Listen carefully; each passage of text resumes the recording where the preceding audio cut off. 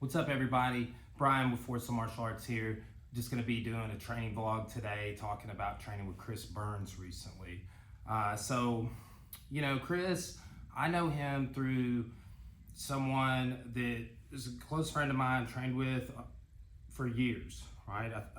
Jack Toffer. I think I first met Jack in it's been close to 10 years, like 2014 maybe. Went over to his house when I was in California training for the Pan American Games. Went with my coaches, Mike and Caleb, over to Jack's house. We had some guacamole. It was lovely. But I know Jack, trained with him a lot. Have had him in for half a dozen seminars at my school. Have done the privates with him via Zoom. Have gone to seminars where he's taught at other schools that were driving distance from me. Taught a seminar the day before my wedding. The thing that's special about Jack, the thing that's special about Chris, they're great people, like they're friends of mine, but it's their jiu-jitsu is just extraordinary, okay? And I want to kind of go into that, right? Like I've done podcasts with each of these guys on my podcast.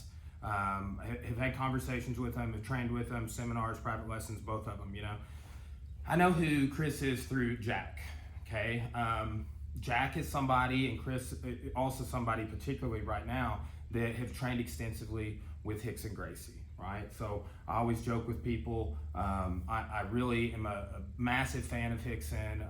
Got to train with him a couple of times, and definitely am really wanting to train with him again, right? It was just a profound experience. But, Chris is training with Rickson every single month in California. Chris is from Australia. Lived there on and off, but lived there for many years in different stints. And he's teaching jiu-jitsu here in the U.S. He had recently been running a jiu-jitsu program. The frontman for Tool, or Perfect Circle, or Pussifer, the band, owns a jiu-jitsu academy, and he was teaching out there for a couple years in Arizona, okay? So, I've known about Chris. He'd come in and taught at this conference we go to each year in Bentonville, and some of our students went to it. It was really well received. I mean, he's, the thing about Rickson and his students right now is they typically just teach his jiu-jitsu, which is special, right? So, contacted Chris about coming in and doing a seminar at Força, had him in. He came in and taught a little mini seminar on our Thursday night class, which was amazing. We did all takedowns, all throws, takedowns from over-under clinch from the front, getting to the side body lock. And it was just, so well received. Every one of the students, and this has been 3 weeks ago now, I believe, but every one of the students still talking. Just last night, somebody was like, hey, that one Chris showed in the class, and this is a white belt that has been trained in 6 months, and it was a profound experience for them, just coming to the class, and they did the seminar too. So we did all takedowns and stand up, and it was just really good stuff. I mean, I have a black belt in judo. We have always done a lot of takedowns and throws at this academy at Força. Always has been a focus. Our kids, our adults, we don't want to not have a stand-up game, right? But the stuff that he was showing was just so good for everyone, right? And that's another thing about, Chris, Jack, Rickson, is the techniques that they teach. They work under stress. They work against, any adversary. It's just, one of the big things that Rickson talks about, just listen to him talk about on a video, is jiu-jitsu is for everyone, right? It should be for everyone. It shouldn't just be for competitors. Shouldn't just be for young athletic men 18 to 30 years old. It should be for everyone, and the techniques that we learn should work not on some people, but it should work on a black belt. It should work on somebody that outweighs you a little bit, and that's it takes time to craft that. But what's great is that these individuals, Chris, Jack, they've have crafted and captured part of what the essence of Rickson Gracie Jiu-Jitsu, and are spreading that, right? They're spreading that information through seminars. I got to assist and be here for private lessons with Chris all day on Friday. which was awesome. I did a private myself. It's semi-private, group privates is 2-3 people at a time all day. But just getting to assist and be an UK, I learned so much, and that's like one of the side benefits of having somebody in like that. But you know, privates, then we did a mount escape seminar. So we just recently had a tournament, and we had some people across the 2 days, kids and adults, that had some problems getting out of mountain. First time competitors, several of them, but you know, it's like, it was just the right time to have a mount escape seminar, and it is one of the best seminars we've ever hosted. It was so well received by the students, like the class he taught.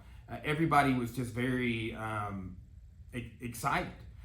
You know, a measure of a well-received seminar to me as a gym owner and instructor is that when several students come up to me after the seminar or the next day or throughout that next week, or text me or in the comments on Facebook, literally thanking me, Cora, the gym, for hosting.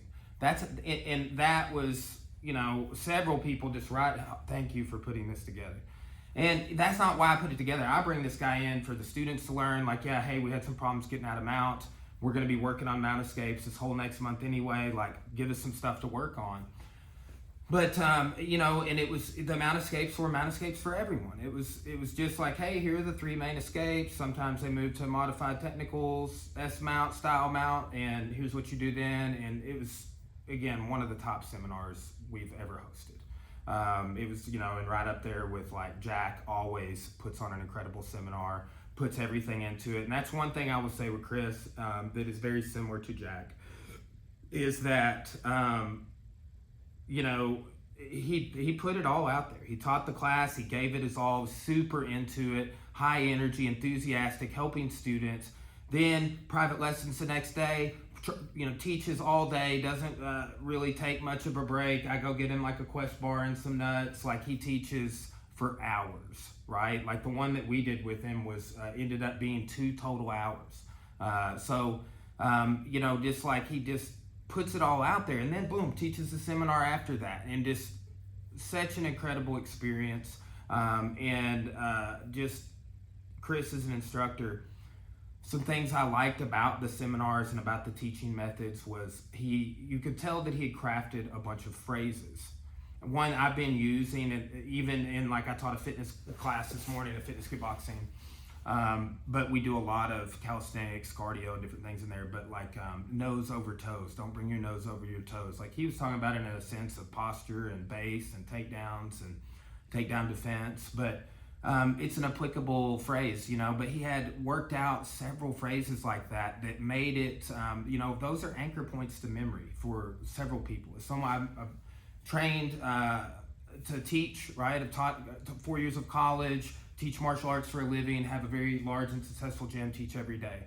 And that's one thing, like when I train with somebody, I'm like, okay, they're either a good teacher or I didn't really take a ton away, you know, like, and that's one thing I'll say with Chris, an incredible teacher, incredible martial artist.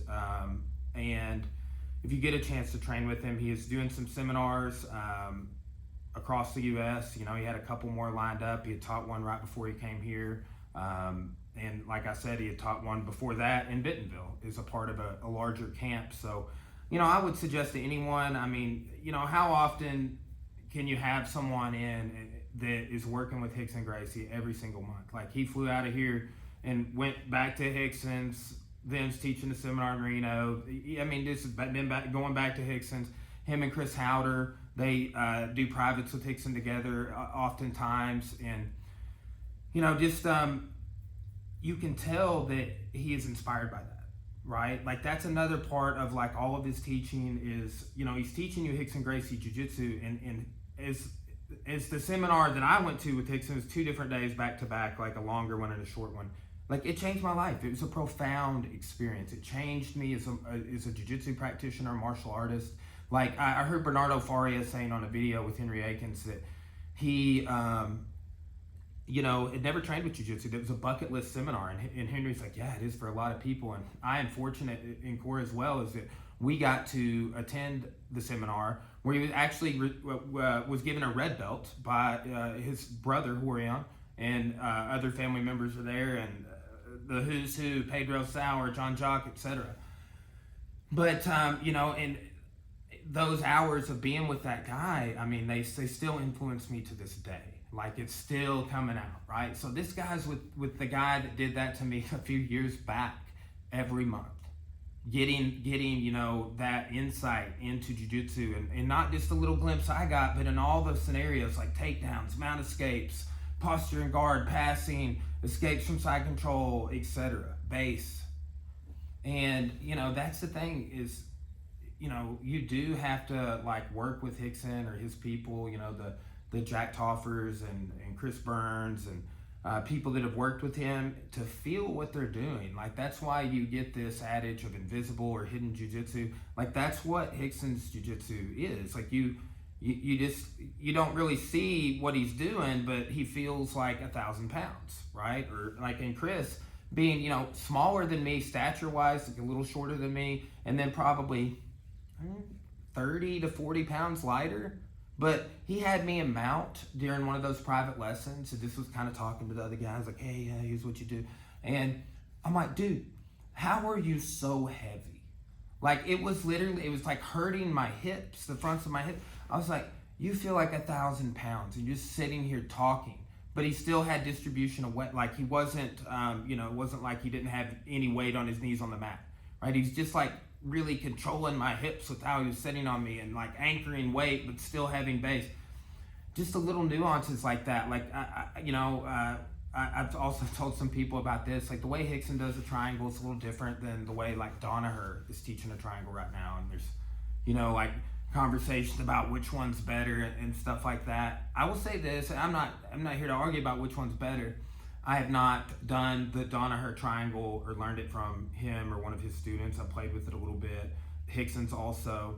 And they both had this little different flair, but like the way that Chris was showing us Rickson's triangle, he put me in it, and it made me want to throw up. There's a weird sensation, like I immediately tapped, but just like, it wasn't like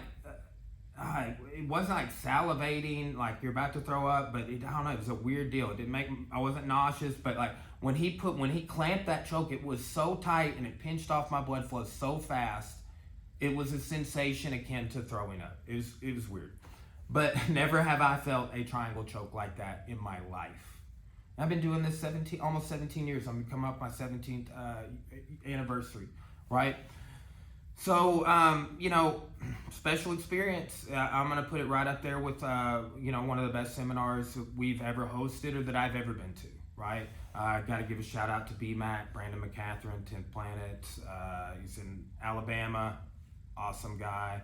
And also taught one of the best seminars ever. Jack Toffer, one of the best seminars ever. But man, Chris is like right up there with top 3 to 5 seminars we've ever hosted easily. And it's just like we've hosted some good ones, that were really awesome. We always try and bring people in and just to help our students out. And it's a way for us as instructors and black belts to also continue to learn and train. Even our association head instructor, Mr. Dream, he came to the seminar, brought some students, He had students come down from Little Rock that had trained with him in Bentonville and took private lessons and stayed around and did the seminar that night. So people that have trained with him see the value there. There is a lot of value there. It's a special flavor of jiu-jitsu, right? It's the, hey, no, that's, will work if you have flexibility or if you're strong. These techniques that they're teaching, that Chris is teaching, Jack, Rickson, etc., they don't have those requisites like that. Like, hey, well, you got to be 150 pounds or more, and you can't have any injuries, and this technique might work for you.